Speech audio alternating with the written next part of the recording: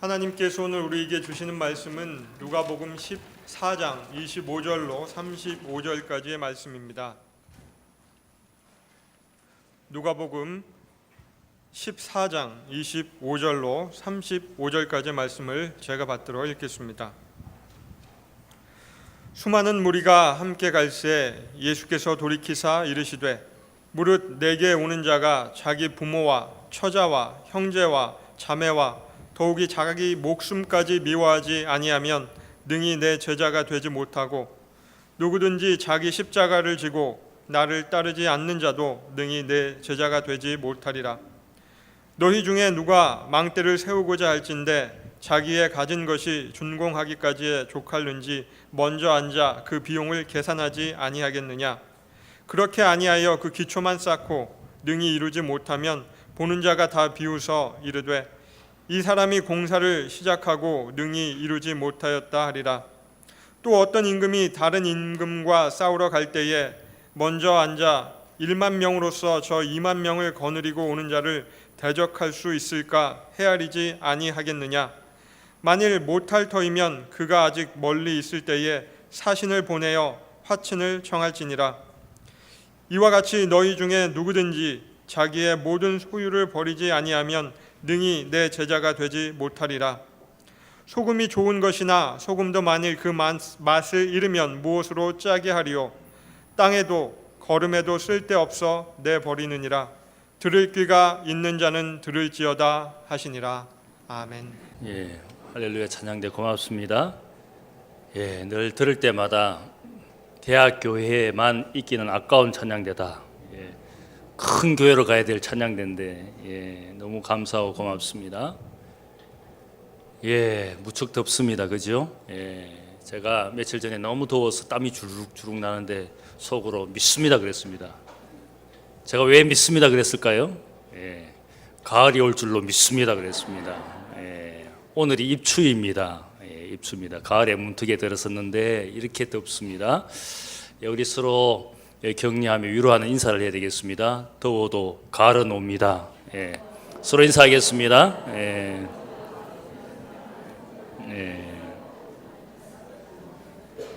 힘들고 무더운 시간이지만 우리가 주님 안에 서로 사랑하고 격려하면 더위도 싹 가실 줄 믿습니다. 고맙습니다. 최근에 조계종 소속 미국인 성녀 현각 스님이 돈만 밝히는 기복신앙으로 가득 찬 한국 불교를 떠나겠다고 자신의 페이스북에 글을 올려서 일대 파장을 일으켰습니다. 이분은 원래 예일대와 하버드 대학원을 나온 소위 아이블리그 대학 출신 미국 사람인데 화계사에 계셨던 숭산 스님의 설법을 듣고 1992년에 숭산 스님의 제자로 출가를 하였습니다. 한국에서 25년간 성녀 생활을 하면서 경전 번역과 책을 저술하며 한국의 선불교를 세상에 알리는 데 큰 공헌을 한 사람입니다. 하지만 그의 말처럼 한국 불교가 상명하복식 유교적인 관습과 국적과 남녀를 차별하고 신도를 무시하는 성녀들의 횡포와 돈만 밝히는 기복신앙으로 가득 차서 더 이상 자신의 제자들을 한국 불교 조계 종단으로 출가하라고 권유할 수 없게 되었다고 고백을 했습니다. 한국 불교로 출가했던 외국인 스님들 중에 많은 사람이 결국은 환속을 하고 있고 자신도 이제 한국 불교를 떠나겠다고 폭탄 선언을 하였습니다.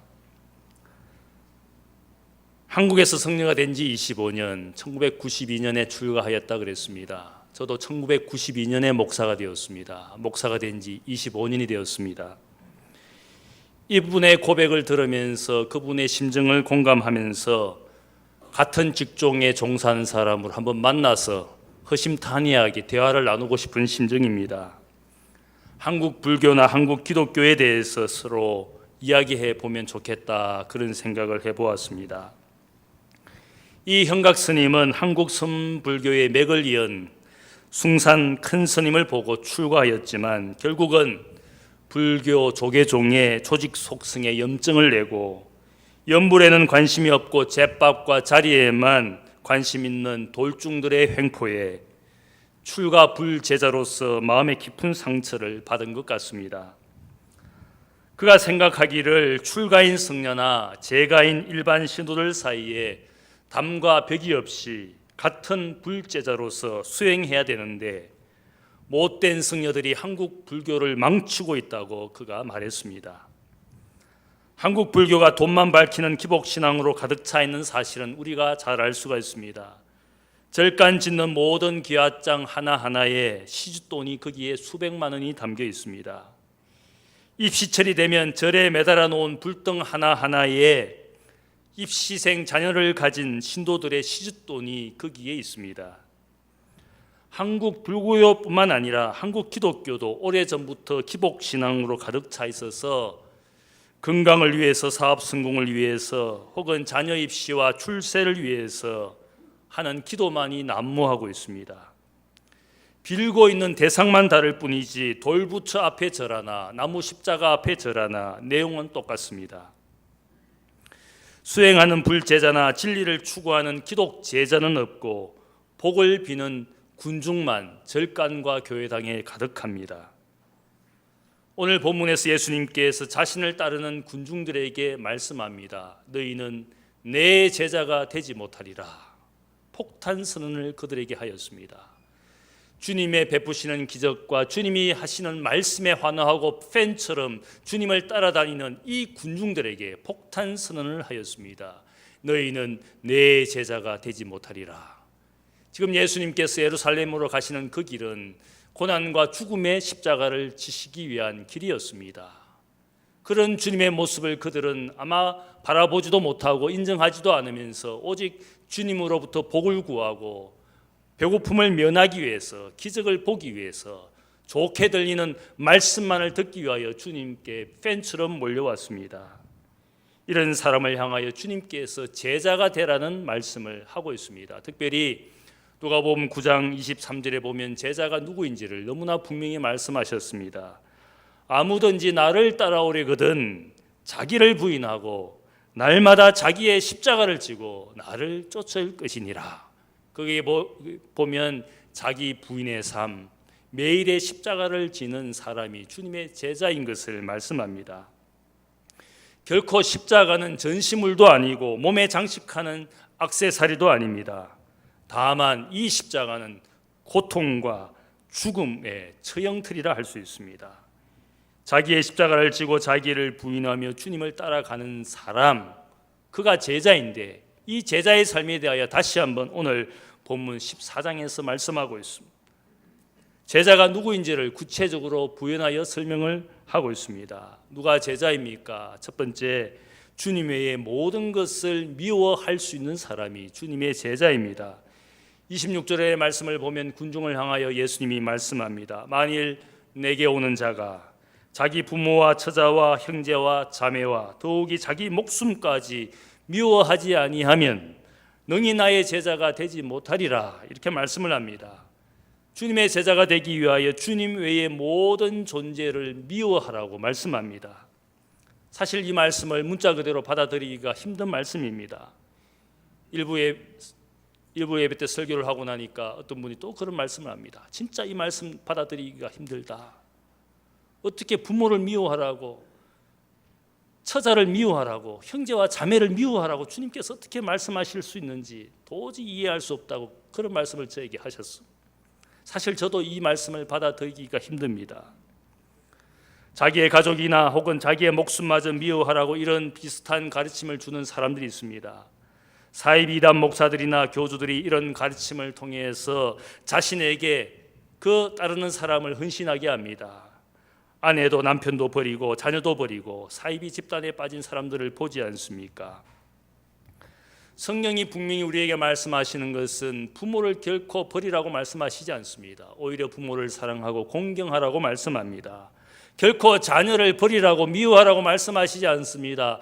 자녀는 하나님이 주신 기업이고 태의 열매이기 때문에 귀한 존재라고 성경은 우리에게 분명히 말씀합니다.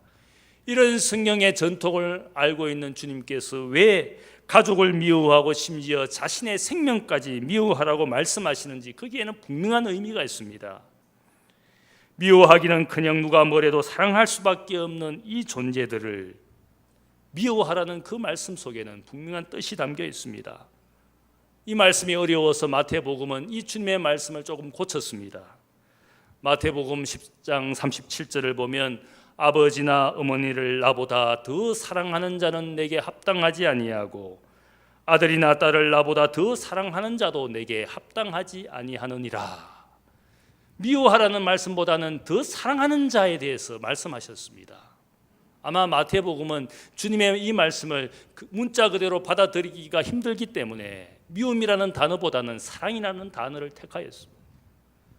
사랑하는 것 외에 주님을 더 사랑하는 것 별로 어렵지 않게 보입니다. 사랑하고 있는 존재들을 사랑해야 되는 것이고, 그러나 그 사랑보다 주님을 더 사랑하도록 하시는 말씀이 오히려 우리가 받아들이기가 쉬운 말씀입니다. 하나 사랑하고 또 하나 사랑하는 것 어렵지 않습니다. 마치 1+1 얼마나 좋습니까? 마켓에 가보면 1+1이라는 그런 선전을 하면서 물건을 팝니다. 그게 다 혹해가지고 다 사지 않습니까? 재물도 사랑하고 주님도 사랑하고 세상도 사랑하고 하나님도 사랑하고 별로 어렵지 않습니다. 그런데 누가복음은 주님께서 이렇게 분명히 말씀합니다. 주님의 제자가 되기 위하여 주님을 온전히 사랑하기 위해서 다른 사랑하는 존재, 내가 사랑하고 있던 존재조차도 미워할 정도로 주님을 온전히 사랑하라는 말씀으로 우리에게 하고 있습니다. 자신의 가족과 자신의 생명을 미워하기까지 주님을 사랑할 만한 존재라고, 내가 사랑하던 것을 미워할 정도로 주님을 사랑하는 것에 거기에 깊은 의미가 있기 때문에 주님이 그렇게 우리에게 말씀하고 있는 것 같습니다. 가끔씩 그런 분을 보게 됩니다. 남편이나 시부모가 독실한 불교인이라서 지금은 아내로서, 지금은 며느리로서 눈치 보여서 신앙생활 할 수 없기 때문에 처녀 때는 그토록 열심히 신앙생활 잘 하였지만 이제 결혼하고 나서 남편과 혹은 시부모님과의 관계나 애정에 문제가 생길까 봐 내가 기독교 신앙생활을 하지 못합니다. 그러면서 10년 세월, 20년 세월을 보내는 분들의 고백을 듣게 됩니다. 하나를 사랑하는 것을 포기하지 못하고 다른 하나, 얼마든지 플러스해서 사랑할 수 있을 것 같은데 그게 되지 않습니다. 평생 1+1을 구하다가 자신의 인생은 점점 더 마이너스가 되어가는 자신의 영적 현실을 고백하는 분을 들었습니다. 하나를 온전히 사랑하기 위해서 이것을 미워하지 못해가지고, 이것을 거부할 수 없어가지고 좋은 것이 좋은 것이지 1+1이 좋은 것이지 그렇게 생각을 하다가 결국은 자신의 영적 생활이, 영적 현실이 점점 더 암담해지는 자신의 모습을 보면서 고통당하는 분을 보았습니다. 인도나 일본에 가보면 거기가 종교가 없는 나라가 아닙니다. 많은 종교가 있습니다. 그러나 우리 한국 땅보다 그들이 먼저 기독교 복음을 받아들였는데 수백 년 역사가 지나갔지만 기독교의 인구가 미미합니다. 왜 그런 일들이 일어납니까? 1+1. 예수라는 신도 좋고 기독교라는 종교도 좋다. 우리가 믿는 것 외에 하나 더 믿는 거 뭐 어려울 것이 있겠느냐, 그렇게 생각하는 나라가 전혀 복음화가 되지 않습니다. 하나를 받아들이고 하나를 사랑하는 것은 쉬웠는데 자신이 믿고 사랑하는 것을 포기하지 못하기 때문에 아직도 인도나 일본이 그 모양 그 꼴로 살고 있습니다. 하나를 온전히 사랑하기 위해서 자신의 이익과 다른 사랑을 포기하려면 그것을 미워해야 되는 겁니다. 주님을 온전히 사랑하려면 사랑하는 것으로부터도 미움을 받기도 하고, 내가 사랑했던 것도 미워할 줄 알아야 온전한 사랑이 가능하다라는 겁니다. 온전한 사랑을 위해서 불의를 기뻐하지 아니해야 되는 겁니다. 포기하고 미워하는 것도 그것은 온전한 사랑을 이루기 위한 것으로 주님이 말씀하고 있습니다. 바로 주님의 제자는 그러한 사람입니다. 주님을 온전히 사랑하기 위해서 내가 사랑하는 것을 포기하기도 하고 미워하기도 하는 것이 온전한 사랑을 가진 제자의 모습이라는 겁니다. 두 번째는 자기 십자가를 지고 주님을 따라가는 사람이 제자라고 말씀합니다. 27절의 말씀을 보면 제자는 자기 십자가를 지고 주님을 따라가는 사람이라고 말씀을 하면서 주님께서 두 가지 이야기를 말씀합니다. 먼저는 망대를 세우는 사람의 이야기를 합니다. 누가 망대를 세우고 그 공사를 완성하기까지 그 비용, 공사 비용을 잘 계산하지 못한다면 나중에는 기초만 쌓고 비용 부족으로 그 망대를 완공하지 못하게 되어서 그것을 쳐다보는 사람이 그 공사한 모든 것을 비웃게 된다. 그런 이야기를 말씀합니다.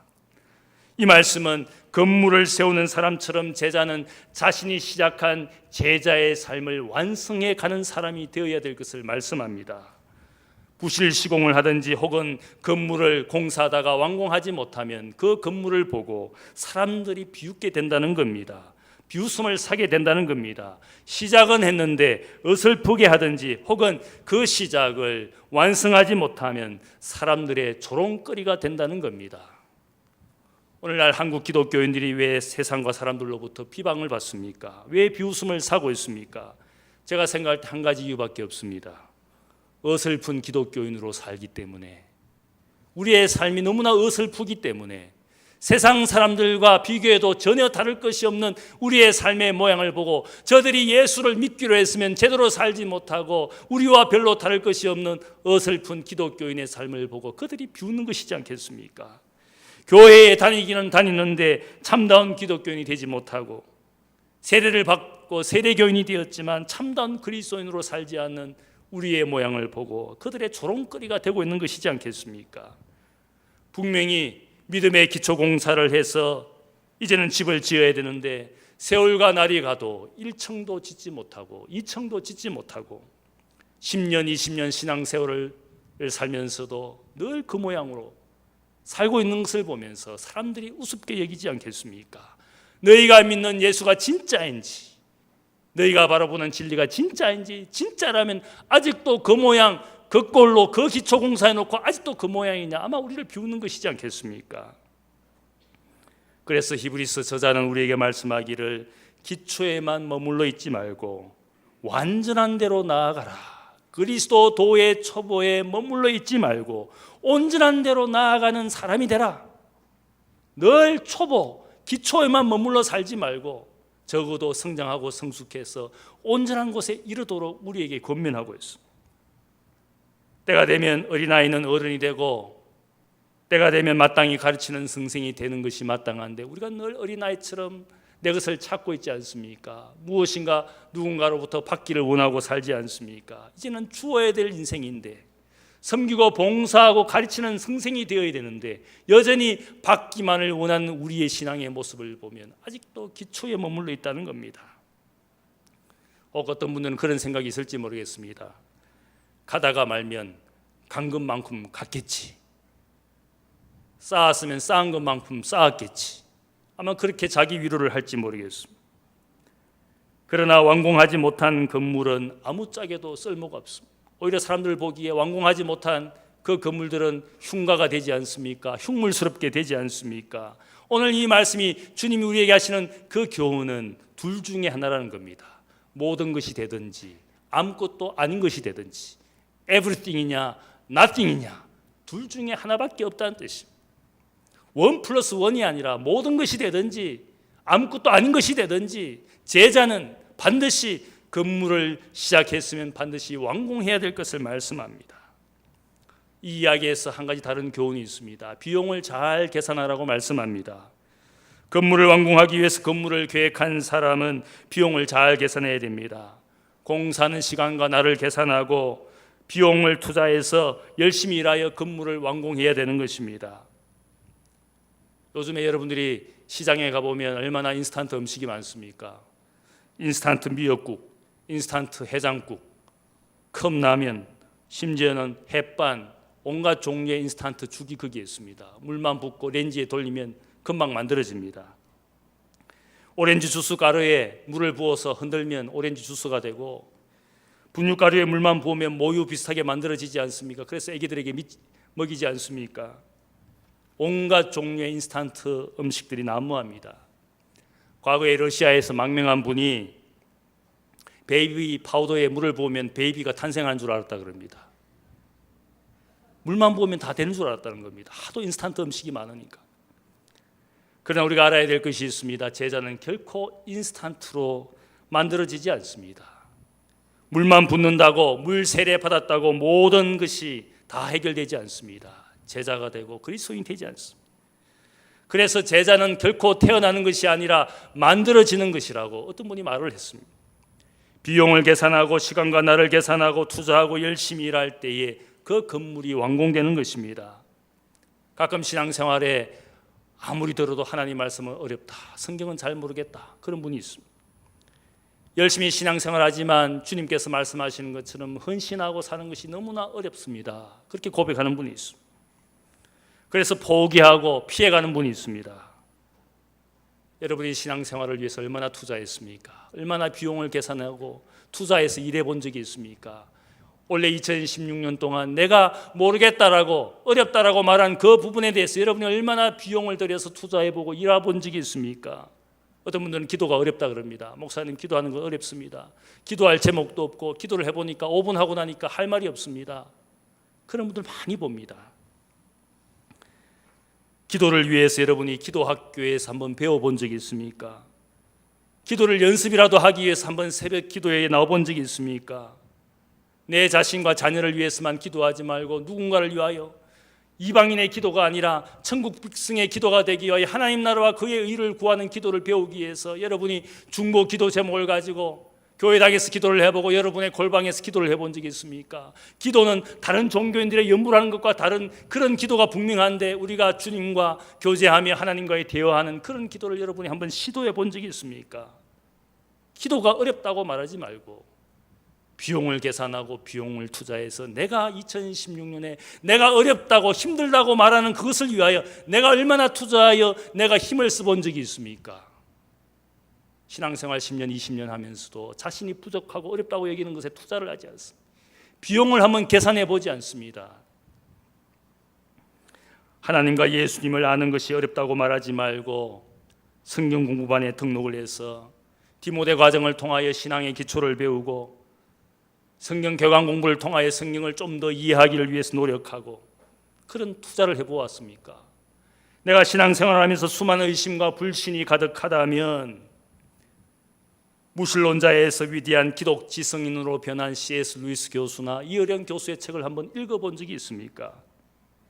고난과 시련 때문에 내가 신앙생활이 어렵다면 빌립보 성경 공부반에 등록해서 그 빌립보를 통하여 바울이 어떤 고난과 시련 가운데서 기뻐할 수 있는지, 무엇이 그를 기쁘게 하는지 한번 배워본 적이 있습니까? 예수를 잘 믿어보려고, 주님의 참된 제자가 되어보려고 비용을 들이고 시간을 투자하고 한번 내 신앙의 어떤 성장을 위해서, 완성을 위해서 여러분이 얼마나 노력해 보았습니까? 기초는 있는데 쌓지는 않고 늘 내 삶이 불안하고 부족하다고 원망할 것이 아니라, 적어도 제자는 태어나는 것이 아니라 만들어지는 것이기 때문에 시작을 통하여 그 과정을 통하여 만들어지는 것이 제자의 삶이라는 사실을 주님이 분명히 말씀합니다. 또한 주님께서 오늘 두 번째 이야기를 하시는 것은 십자가의 의미가 무엇인지를 두 번째 이야기에 다시 말씀합니다. 두 번째 이야기는 두 왕의 이야기를 하고 있습니다. 1만 명의 군사를 가진 왕과 2만 명의 군사를 가진 왕이 전쟁을 벌이게 되었을 때 보유한 군사의 수가 반도 되지 않은 이 작은 왕이 결국 큰 왕 앞에 스스로 항복을 하고 화친을 맺는 것이 당연하지 않겠느냐, 주님께서 이 말씀을 합니다. 두 왕이 누구를 의미하는지 여러 가지 해석이 있겠지만 저는 그렇게 해석을 합니다. 이 두 왕은 나와 주님을 이야기하는 것이다. 절대적으로 연약한 내가 인생을 살면서 자신의 뜻과 고집을 꺾지 않고 인생에서 주님과 맞서서 싸우려고 한다면 얼마나 무모한 인생의 어리석은 전쟁이 되겠습니까? 1만 군사가 있다고 해서 인생의 주인이 되어서 스스로 왕인 줄 알고 세상을 살다가 결국은 영적인 전쟁터에서 패배하고 불행을 당하는 것이 우리의 인생의 모습인데, 만왕의 왕 만주의 주 되신 주님 앞에 내 인생이 완전히 항복하면 거기에 평화가 임하는 겁니다. 어떤 분이 말하기를 100% 항복하지 아니하면 100% 제자가 될 수 없다. Total surrender, 완전한 굴복, 완전한 항복, 그것이 바로 제자의 삶이다. 주님의 주인 되심을 알고 주님의 왕 되심을 알고 우리가 그분 앞에 굴복하고 항복하는 것이 제자의 삶이라는 겁니다. 그래서 33절 말씀은 결론적으로 이 이야기를 결론 짓습니다. 너희 중에 누구든지 자기의 소유를 모두 버리지 아니하면 너희 나의 제자가 되지 못하리라. 너희의 모든 것을 하나라도 버리지 아니하면 나의 제자가 되지 못하리라. 99%의 헌신은 헌신이 아닙니다. 1%가 남아있으면 헌신하였다라고 말하지 못합니다. 하나님 앞에 온전히 자기를 굴복하고 드리는 것이 제자의 삶이라는 사실을 여기에 강조하고 있습니다. 세 번째로 소금의 맛을 잃지 않는 사람이 제자라는 사실을 주님이 마지막으로 말씀합니다. 제자의 삶을 소금에 비유하고 있습니다. 왜냐하면 당시에 소금이 그렇게 귀한 존재였기 때문에, 오늘날처럼 음식 저장 시설이 발달하지 않았기 때문에 이 소금은 저장하고 방부제로 사용하는 최상의 재료였습니다. 또한 음식의 맛을 내는 가장 기본적인 재료가 바로 이 소금이었고, 그래서 사람들에게 생활 필수품이었습니다. 심지어는 그래서 로마 군인들은 월급을 소금으로 받았다 그럽니다. 당시 사람들이 이 소금이라는 것은 태양이 만든 은과 같은 것이다. 솔라리움 아르젠툼 그렇게 불렀습니다. 이 말에서 셀러리라는 월급이라는 말이 나왔습니다. 어떤 화학자의 말처럼 순도 100%의 소금은 수백 년이 지나도 그 소금의 맛을 잃지 않는다 그럽니다. 그런데 순도 100%가 되지 못하고 불순물이 있거나 다른 광물이 섞여 있으면 그 소금은 결국 맛을 잃는 겁니다.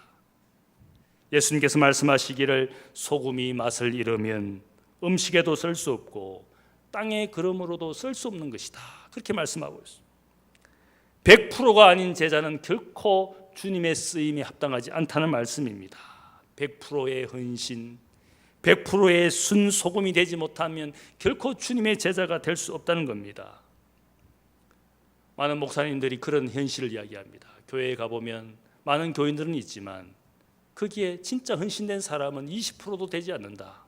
100명의 교인이 있다면 진짜 헌신적으로 일하는 사람은 20%도 되지 않는다. 그런 고민을 많이 말합니다. 그것이 안타까운 사실이지만 또한 역설적으로 우리가 생각하는 것이 있습니다. 20%의 헌신된 크리스찬들이 얼마나 많은 일들을 감당하고 있는 능력 있는 사람인지, 헌신된 20명이 80명의 일까지 다 할 수 있는 것이, 그것이 헌신이라는 겁니다. 저는 여러분 모두가 100% 헌신된 주님의 제자가 되시기를 축복합니다. 아멘이 안 나오네. 목사님 아무리 그렇게 말해봐야 저는 헌신할 수 없습니다. 아마 그것이 우리의 영적 현실인 것 같습니다. 내가 예배는 나와줄 수 있지만 그러나 주님 위해서, 교회 위해서 그렇게 헌신하지 못합니다. 주님의 이 모든 말씀이 우리의 영적인 현실을 이야기합니다. 가다가 가지 아니하면 아무것도 이루지 못한다는 겁니다. 쌓다가 완공하지 못하면 그것이 많은 사람들에게 조롱거리가 될 것입니다. 내 삶의 모양을 보고 세상이 조롱하고 있는 겁니다. 저는 그게 너무나 안타깝습니다. 루트는 우리에게 말하기를 종교는 아무것도 주지 못하고 아무것도 희생하지 않고 아무 고난도 자초하지 않는다. 그래서 종교는 가치 없는 것이다. 루트가 놀랍게도 폭탄 선언을 했습니다. 종교는 가치 없는 것이다. 헌신과 희생이 없는 종교는 사람들에게 아무런 도움이 되지 못한. 미국인 성리 행각 스님은 아마 불교의 진리나 불교의 도보다는 아마 불교의 그 종교적인 모습을 보면서 아마 상처를 입었을 겁니다. 그러나 예수님이 말씀하시는 것은 종교인을 말하지 않습니다. 종교에 환호하는 군중을 말하지 않습니다. 주님을 위하여, 십자가를 위하여 헌신하는 제자를 이야기합니다. 100%를 줄 수 있고 100%를 희생할 수 있고 100%의 고난도 두려워하지 않는 제자가 되기를 원하는 주님이었습니다. 수많은 군중 필요 없습니다. 대학교의 교인 수천 명 되어도 아무런 필요가 없을 수가 있습니다. 주님의 제자가 필요합니다. 한 사람이 남더라도 참된 주님의 제자가 세상의 소금이 되고 세상의 빛이 되는 겁니다. 나머지는 세상의 흉물이 되어가는 겁니다. 제자는 주님께 행복하고 헌신하는 사람인 것입니다. 온전히 사랑하기 위하여 미워하는 것입니다. 온전히 완공하려 하기에 계산하고 투자하고 일하는 것입니다. 온전히 맛을 내기 위하여 100% 순소금이 되려 하는 것입니다. 예배는 헌신을 이야기합니다. 예배하는 우리의 손 모양이 무엇입니까? 손을 내밀어서 항복하는 겁니다. 예배할 때 우리가 엎드리는 모양은 그것은 항복하는 자의 모양입니다. 베드로가 주님의 말씀에 순종했을 때 바닷물 위를 걸어갔어. 근데 금방 주님에게서 눈을 돌리고 폭풍우를 바라보았을 때 바다 위를 걷던 그 베드로가 물 아래로 빠져들어갔어. 바다 위를 걸어갈 때가 제자가 아니라 물속으로 빠져갈 때 주님을 향하여 소리쳤습니다. Lord, help me. 두 손을 내밀었습니다. 주님이 아니면 저는 죽습니다. 주님께 두 손을 내밀었던, 항복했던 베드로의 모습에 제자의 모습이 있습니다. 바다 위를 멋지게 걸어가는 능력 있고 기적을 일으키는 사람이 제자가 아니라 주님 앞에 인생의 연약함을 알고 주님 아니면 안 된다라고 주님 나를 도와주옵소서 손을 내밀 수 있는 완전한 항복의 자세의 모양이 그때 그것이 주님의 제자입니다. 주님과 함께 손을 잡고 바다 위를 걸어서 배 안에 있는 제자에게 걸어갔을 때 그 배 안에 있는 제자들이 주님의 모습을 보고 당신은 하나님의 아들입니다. 다 엎드렸습니다. 그것이 바로 제자입니다. 온전한 항복, 온전한 순종이 주님의 제자가 되는 겁니다. 요즘 제가 깊이 생각하는 저의 화두가 있습니다. 한번 따라하겠습니다. 자유하나 신실하라. 자유한데 신실할 수가 있느냐? 아마 여러분 생각할지 모르겠어요. 우리가 어떻게 자유합니까? 진리로 자유함을 받았지 않습니까? 성령의 역사 가운데 우리가 죄와 사망의 권세로부터 자유함을 누리고 있지 않습니까? 그 자유 때문에 어떤 제도나 어떤 종교적인 관습으로부터 얼마든지 우리가 자유할 수 있습니다. 하고 싶은 것 하고 가고 싶은 것 가고 마음대로 살 수가 있습니다. 그럼에도 불구하고 그 자유가 나를 신실하게 만드는 것은 그 자유의 가치, 기쁨을 주신 주님을 알기 때문에 주님을 더 사랑하게 되는 겁니다. 자유할수록 그 자유의 가치가 너무 귀한 것이기 때문에 이 자유를 내게 주신 주님을 사랑할 수밖에 없고 주님 앞에 신실하게 살 수밖에 없습니다. 자유한데 마음대로 사는 것, 그것은 자유의 가치를 모르는 사람입니다. 그 자유가 어떻게 내게 임하였는지 그것을 모르기 때문에 자유를 가지고 육체의 기회로 삼는 사람들입니다. 자유가 어떤 자유인지를 알게 되면 그 자유를 주신 주님 앞에 끝까지 신실하게 됩니다. 교회 공동체를 사랑하고 섬기고 사랑하는데 나의 모든 영적인 책임과 의무를 다하게 되어 있습니다. 자유하다고 해서 마음대로 산다면 그 자유는 자유가 아닙니다. 자유케 하신 주님을 사랑하고 그분 앞에 신실하게 되는 겁니다. 자유하지만 신실하라. 그게 주님께서 우리에게 주신 말씀입니다. 우리는 주님을 따르는 제자입니다. 소금의 크기나 모양과는 별로 상관이 없습니다. 소금의 맛을 잃지 않고 산다면 그 모든 것이 하나님께 영광이 되는 줄로 믿습니다.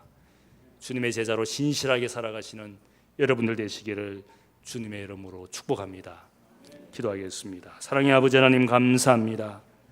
하나님 아버지, 우리에게 주신 영적 자유와 기쁨, 그것이 너무나 소중하고 아름답기에 이 자유와 기쁨을 주신 주님 앞에 신실한 제자가 되기를 원합니다.